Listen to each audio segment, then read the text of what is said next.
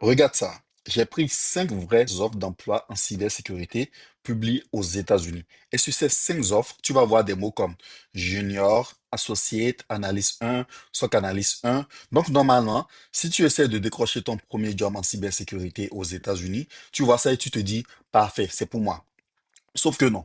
Parce que sur les 5 offres que je vais te montrer aujourd'hui, il y en a une seule que je considère vraiment comme entry level. Et certaines de ces autres offres sont plutôt presque comiques. Ok. Il y en a littéralement une qui écrit junior dans le titre et qui demande déjà minimum 2 ans d'expérience. Donc aujourd'hui, on va faire quelque chose d'un peu différent. Je vais ouvrir 5 offres d'emploi, 5 vraies offres, devant toi une par une. Ok. On va regarder ce que chaque employeur demande réellement. Et avant que je ne donne mon verdict sur ces offres d'emploi, essaie toi aussi de décider. Est-ce que c'est vraiment entry level? Ou est-ce que l'entreprise utilise juste un titre qui donne l'impression que c'est entry level? Moi, c'est Yazi Chito pour ceux qui me découvrent pour la première fois. Ça fait 18 ans que je travaille dans le domaine de la tech et je suis ingénieur chez Microsoft aujourd'hui. J'ai passé 14 ans en cybersécurité, donc je sais de quoi je parle. Et s'il y a une chose que j'aimerais vraiment que tu retiennes de cette vidéo, c'est celle-ci. Quand tu recherches ton premier job en cybersécurité, arrête de croire le titre du poste. Lis les exigences. Parce que junior ne veut presque rien dire tout seul. Ok. Pour comparer les 5 offres, je vais utiliser exactement les mêmes critères. Je regarde l'expérience demandée, je regarde le diplôme, je regarde les certifications, je regarde les compétences techniques et finalement, s'il y a une security clearance demandée, s'il y a la citoyenneté américaine demandée ou une autre barrière particulière. Et je veux clarifier quelque chose tout de suite. Quand je dis vraiment entry level, je ne veux pas dire je n'ai aucune compétence, aucune certification, aucun projet et quelqu'un doit quand même m'embaucher. Ce n'est pas ce que je dis. Non. Entry level ne veut pas dire zéro compétence.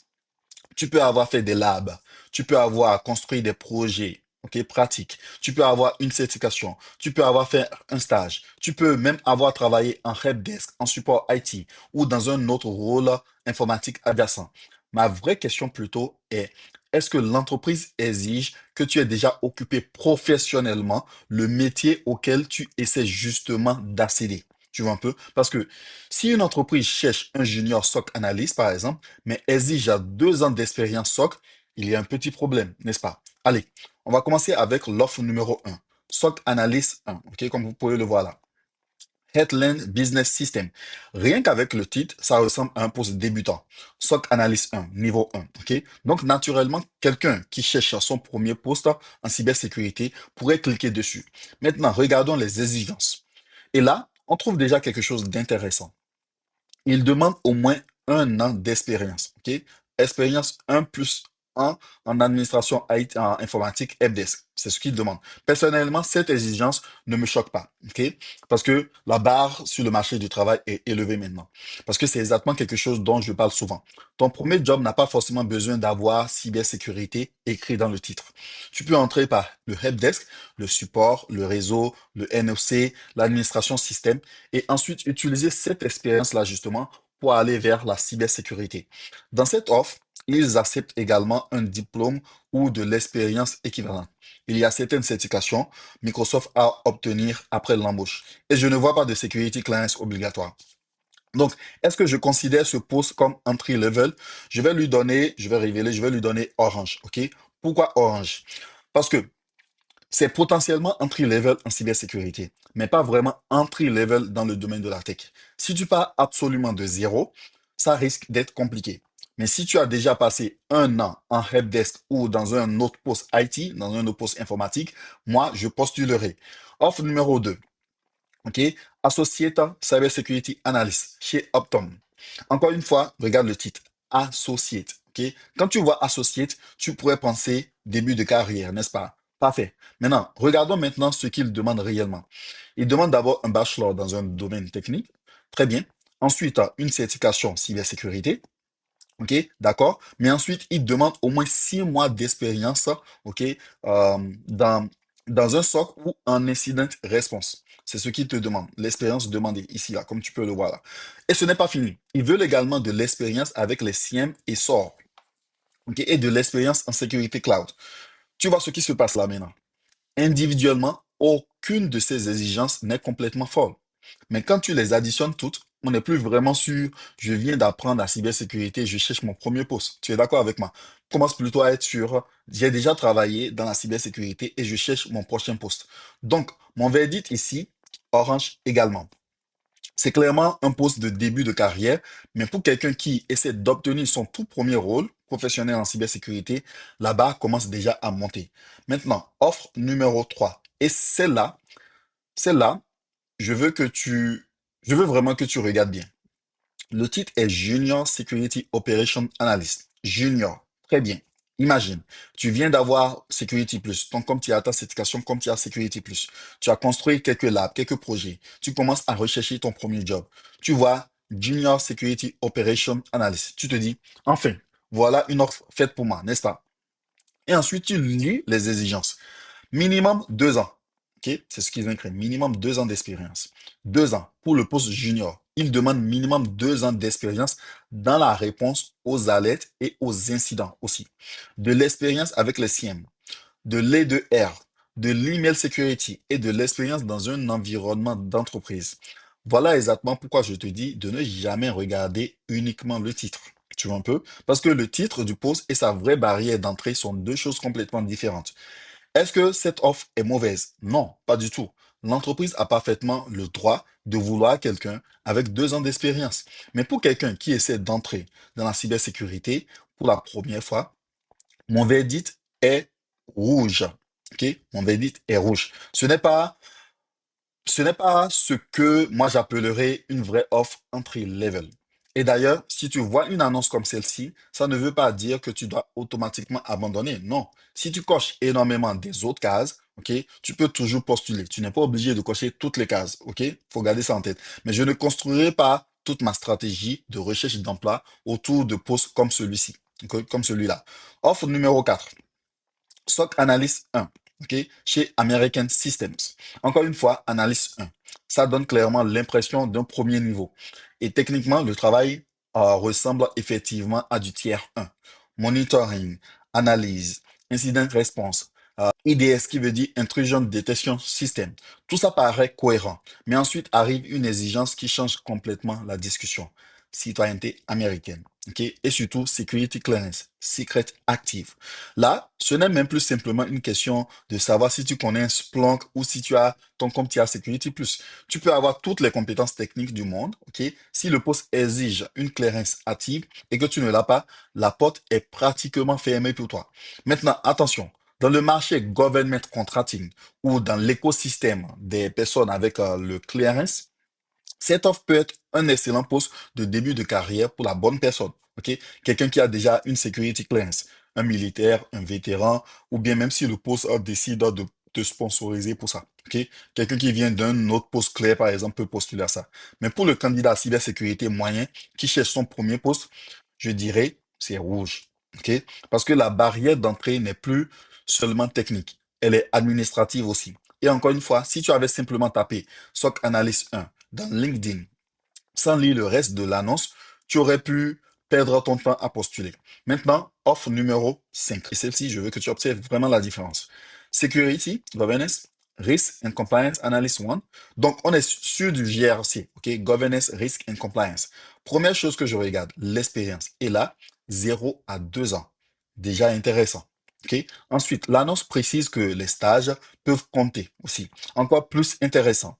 Pour le diplôme, il leur parle d'un bachelor, d'une licence, mais il considère aussi de l'expérience équivalente. Maintenant, regardons les certifications. Il demande le CompTIA Security Plus, le CISA. Des certifications de ce type peuvent aider, mais elles sont indiquées comme nice to have, ok, préférées, pas comme sans ça, ne postule même pas. Je ne vois pas non plus de security clearance obligatoire et surtout regarde le type de langage utilisé dans les responsabilités. Support, assist, helper, coordinate, participate, ça paraît être un petit détail, mais ça ne l'est pas. Parce que dans une vraie offre junior, l'entreprise devrait normalement rechercher quelqu'un qui peut contribuer tout en continuant à apprendre. Elle ne devait pas attendre que tu arrives le premier jour en étant déjà capable de gérer seul tout son programme de sécurité. Et dans cette offre, l'entreprise indique clairement qu'elle vise quelqu'un en début de carrière. Donc là, je dirais vert. C'est mon verdict. Parmi les 5 offres que nous avons regardées, celle-ci est pour moi la plus clairement entry level. Et maintenant, regarde quelque chose d'encore plus important. Ce n'est pas un post SOC, c'est du GRC. Ok. Et ça, c'est une autre erreur que beaucoup de débutants font. Ils pensent, je veux travailler en cybersécurité, donc dans leur tête, cybersécurité égale SOC analyste. Et ensuite, tout le monde postule exactement au même poste. SOC analyste, cybersécurité analyste, security analyst, pendant qu'il existe d'autres postes.